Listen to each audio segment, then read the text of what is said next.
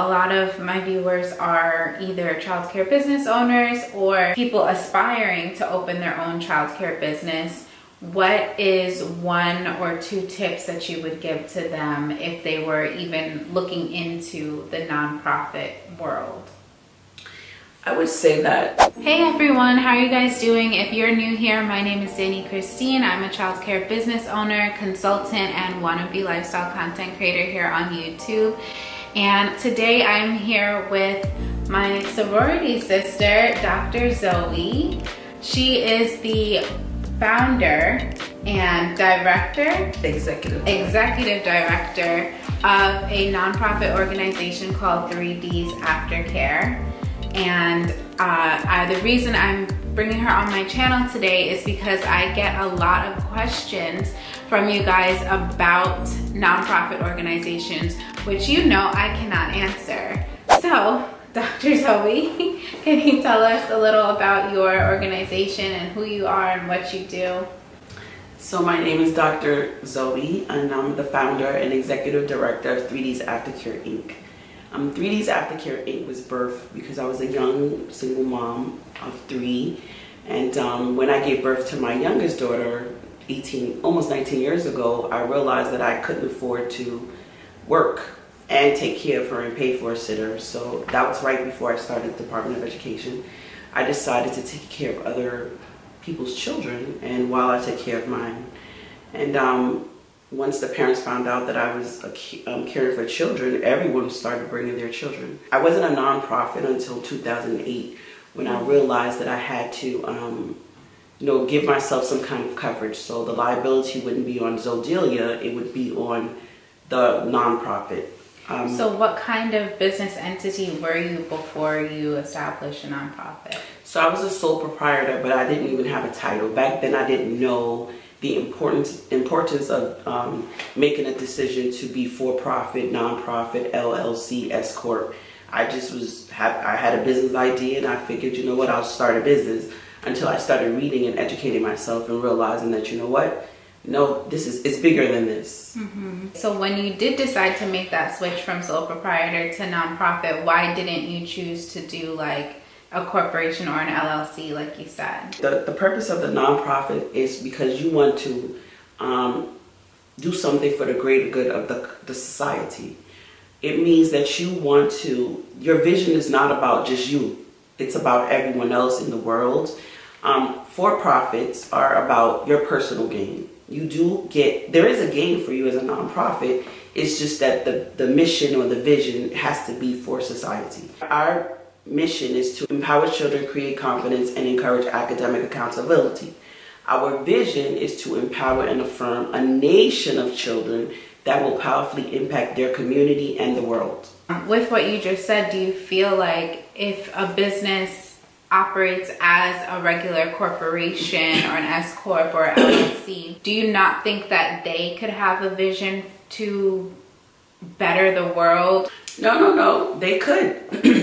The only difference is that as a nonprofit, there's so many benefits, right? So you get to apply for grants, your income, first of all, you can make money. It's a fact. So you can make money by selling goods and services. So for us, our service is after school. So the only thing that I charge for is our after school program, and the parents pay it out of pocket, or the Department of Social Service pays it. So we have some union children, so you can make a profit. Yeah. The other thing is that meaning the business. The organization. How does your nonprofit or any nonprofit business make money for the organization?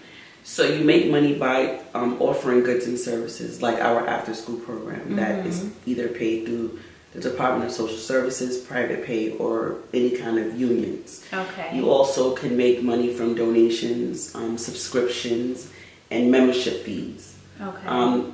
And grants, right? So the biggest reason why you become a nonprofit is because you want to be able to apply for governmental grants, city grants, any kind of federal funding. So let's say that the local official in your community has money set aside for nonprofits. If you are a nonprofit, you can get it. Now, be clear that if you are for-profit and you go to someone and they say, we want to give you money. However, it has to go under a nonprofit. You as a for-profit owner can get a fiscal sponsor like me. So the 3Ds, we are fiscal sponsor for for-profits and for other entities who do not have the 501c3. So it's just better because it's for charitable purposes. So the reason why we started this was because we wanted to be a charity so that we can do the charity work. Like you just said, it's work. So I'm sure it's a lot of work. So speaking of work, how does the founder or executive director, or anybody that is pretty much running a nonprofit, how do you make money? To make money, you have to be hired by the nonprofit. So the nonprofit has a board of directors that governs the body. And then they hire me or appoint me to be the executive director, and they give me a salary.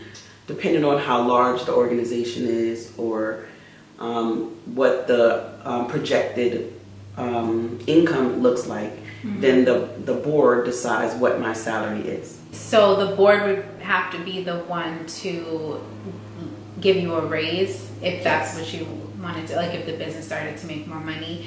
Is there any way that you could like propose for it or ask for it from the board? Oh, be clear. As the founder executive director, I kind of do everything, right? When you start the nonprofit, you have to first get the name for the nonprofit, and then you have to find board members. The board members are the people that govern you.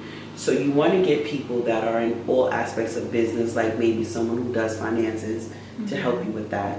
Someone who is a business person who helps you with that.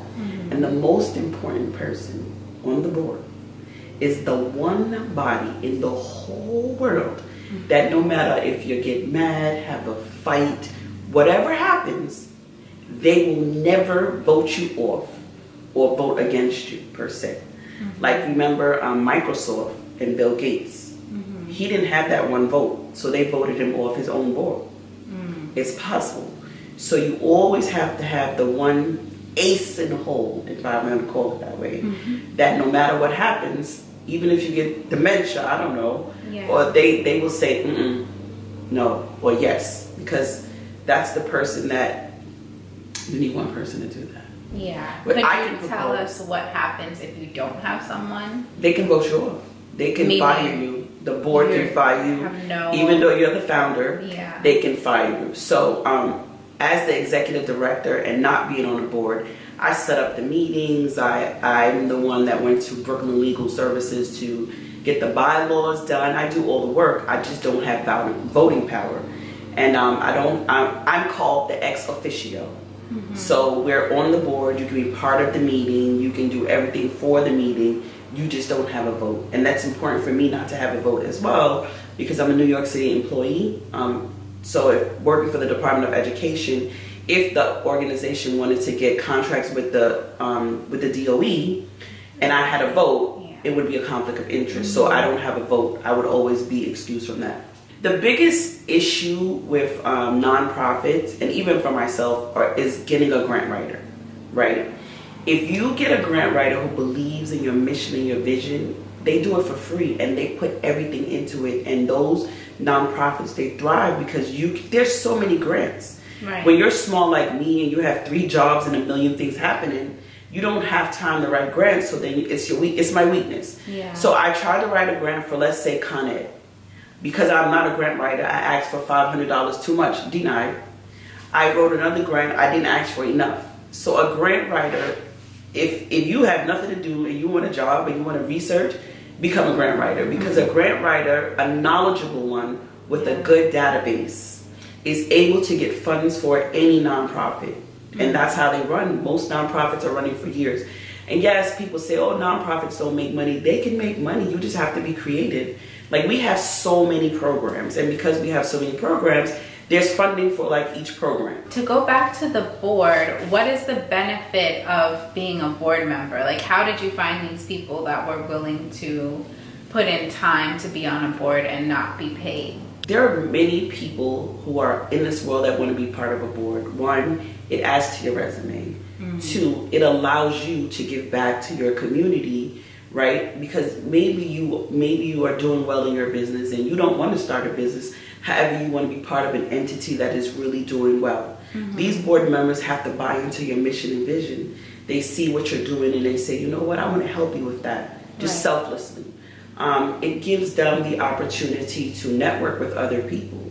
And for some boards, like really big boards, the benefit is that you are part of a larger organization. You're giving to society and you're dedicating your time to make an impact on the world. Would you like be able to hire or nominate someone to be on the board that was previously an employee of the business? Yes, anyone can be on the board. They just can't get paid. So board members don't get paid. They do the service for free. There are some boards that maybe they do pay. They shouldn't. I wouldn't say they shouldn't. Based on the law is very clear about board members receiving any kind of compensation, and it gets kind of tricky and it gets cloudy, you know, when people get paid. So most board members know that they actually pay. So there are some boards that when you go to the board, they ask you for $2,000 up front, and people want to be on these boards like really bad, because that means that the organization is really big, and for you to stand and say on your resume, like, I'm the board member of this large organization, it says something about you. How frequently does your board meet? So our board meets once a month. However, it depends on the board. So some boards, they just meet quarterly. If your bylaws say that you only meet 4 times a year, then that's all you meet. You know what I mean? It depends on what the bylaws state. The bylaws is the governing body that governs the board of directors. So even the board of directors has a governing body, which is the bylaws that was created by a lawyer. Right. Becoming a nonprofit doesn't automatically allow you to get grants and tax exemptions. There's a second part. You become a nonprofit and then you have to apply for it to become a 501c3. In these days, it's really amazing, because when I applied for a 501c3 years ago, it took me 2 years and about 200 pages of paper. They asked for so much information. It was a long, daunting process. Now I'm able to help my friends do it in 8 weeks, like have it completed, sent, and come back, because it's like 4 pages. Right. As long as you have your paperwork in order, you can apply for it. As a nonprofit, you pay $400. Like, to become a nonprofit itself, you can do that in 30 minutes. We can do it like right here in 30 minutes. You pay $75 and you have your nonprofit. Then you get an EIN number, that's free. And then to apply for the 501c3, then you pay $400, and it's about 4 pages of paperwork. Wow. So it became easier over the years. Oh, it's much easier. And then you apply for like tax exemption. So now, like, when we go to BJ's and stores like that, we don't pay taxes. So that would be a benefit. Oh, there's so many benefits. You don't pay taxes. You don't pay taxes on goods when you go to stores, and that could be any store, Home Depot, Lowe's, anything that you're using for the business. You get the grants, you get donations. People are more willing to help you with their business when they know they can write it off as a tax write-off. Like, usually, this is November. Around this time, we get the most phone calls of, what do you need? What can I give you? Because the IRS is going to ask them, what did you donate?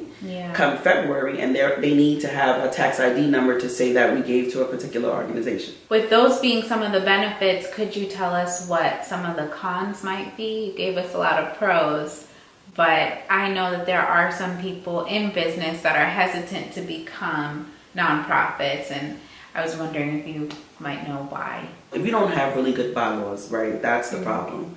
Then the governing documents are not clearly stated. Second is board members, right? So you always want to find the best of the best to be on your board. So Did you hold interviews? You hold interviews. People always ask me, Zoe, can you be on my board? And I say no. And they say, why? I say, because I don't have the time. Because when you get the best of the best, the cream of the crop, guess what? They're busy. So you have to get quorum. In order to have a meeting and vote, it has to have quorum. That's 2/3 in our bylaws, right? Because it depends on what your bylaw says. That's 2/3 of the people who are on the board have to be together to vote on something. And because board members are so busy, sometimes an organization can't get quorum. You cannot get your board members together. They want to do it. They mean well for the organization. However, their lives are so busy that you can't get them to make decisions. So that's a downfall. Third, if you don't have a good grant writer, it's really like you have this 501c3, you're supposed to be getting funding, making all this money, and then you don't get funding. So for me, I can be transparent and say that that's where our weakness lies. That I've paid thousands of dollars to people to write grants, and then guess what? You can pay. I can pay someone $2,000, and I know that I'm taking a chance that I may not get the grant. So I would say that the downfalls are not having a good grant writer, not having a good board that really believes in the mission and the vision. The board member's responsibility is to get funds for the business, really, right? So their job is to, one, let the world know that there is this organization, and two, to get funding for the organization. And when you don't have that, then it kind of falls apart. And then the other thing is, if you don't have that funding, then the executive director like me or your employees end up being the head cook and bottle washer, doing everything because you can't afford to hire staff. A lot of my viewers are either childcare business owners or people aspiring to open their own childcare business. What is one or two tips that you would give to them if they were even looking into the nonprofit world? I think that you can have a for-profit and you can have a nonprofit. You can have it all. In the same, the same business? So I have, well, not the same exact. So I have 3D's Empowerment Circle LLC. So that's my for-profit. I also have 3D's Aftercare Inc. That's my nonprofit. And then I have 3D's Community Empowerment Center. That's the center, the place where everything happens. Why did I do it that way? Because my for-profit is the owner of the building, and it gives the space to the nonprofit. It's okay to be a nonprofit if you know that you're able to sustain your business at first before you're getting grants, right? Because that's it. If for-profit or nonprofit, you have to have a good business plan. You have to have a good team. You have to have the funds that's going to sustain you for at least, I would say, 6 months. I mean, people say a year, I would say 6 months. And you have to know that the licensing process is a process, and it depends on your town or your state, right? Because for some people, they get licensed in 3-4 months. You're talking about for the child care program, right? Okay. So it depends on that. I think that a nonprofit is good if you know that in the bigger scope of things, you are really trying to make an impact on the world, and you want to get governmental funds, and you want people to donate, and you want to get the tax exemptions. How would someone figure out whether or not a nonprofit organization was for them or not? Is there someone or a type of business or a type of childcare program that you would say maybe nonprofit is not an area that you should get into? A nonprofit is not for someone who doesn't want to be governed. Right, period. If you want to do your own business, if you want to do your own thing and you don't want people asking you what to do or telling you what to do, you know what? It's not for you. Yeah. Because there is a board. Now, I get around my board a lot because they trust me, right? So you have to get people who trust you, and your bylaws have to state what your role is and what their role is. So some bylaws don't state that, and the board is completely involved in all day-to-day activities. They shouldn't be involved in day-to-day activities. They should meet just a few times a year or a few times a month to make sure that the finances are okay, and make sure that you are doing what you're following the mission and the vision. Yeah. So if you are able to be governed by people and rules, and know that they can't make big decisions, like let's just say you're the person that is a go-getter, and if you see a building, you just want to get the building, I'm going to get it. A board is not, nonprofit is not for you, because you would then have to get the information, ask for a meeting, get the board to come together, they have to have quorum, and then they have to vote and say, yes, we should get this building. Do you go to the board meetings? Yeah, I set it up. I go to the board meetings. I have a lot to say, and then sometimes they hear me, and sometimes they shut me down. if you're thinking about nonprofits, you just have to think about the kind of leader that you are and the kind of person that you are. And if you're a patient person and you understand that at the end of the day, when you get a good grant writer or you get people to really buy into your mission and vision, it's going to be a larger entity and you are able to wait for that, then nonprofit is good for you. If you know what you know right now and you feel like, listen, I'm a one-man show, I don't want anyone to tell me anything, I don't need anybody in my books, because you have to have your books open for your board. The board is able to see the money that comes through, flows, all of that. Right. If you don't want anyone to be bothered with that, then a nonprofit is not for you. So if your nonprofit takes in less than $50,000 for the year, there's a simple form. If they take in more than $50,000, then you need a CPA, and then the federal government, if you received grants or monies from them, they can audit you. So that's the other thing. Do you want anyone to have to audit you or not? Even though as a for-profit, they can audit you as well. You just have more government oversight. Like when you apply for funding from anybody, they ask for a lot of paperwork. It's very detailed, and you have to be transparent, and your books have to be open. When you're a for-profit, you do your own thing, and whatever happens, happens. You have to sit with someone who's in the financial business in that area so that you can tell them what you want to do, and they can say to you, you know what, based on what your vision and what your mission is, I think that financially this would be better for you or that. Right. That's great advice. Before we wrap up, is there anything that you would like to share, or do you have like a link for donation or anything you want people around the world to know about 3Ds? So our website is www.3dsaftercareinc.org. On IG, we are 3Ds Community Empowerment Center. And if you want to follow me, I'm Dr. Zodelia. Okay, thank you, Dr. Zoe.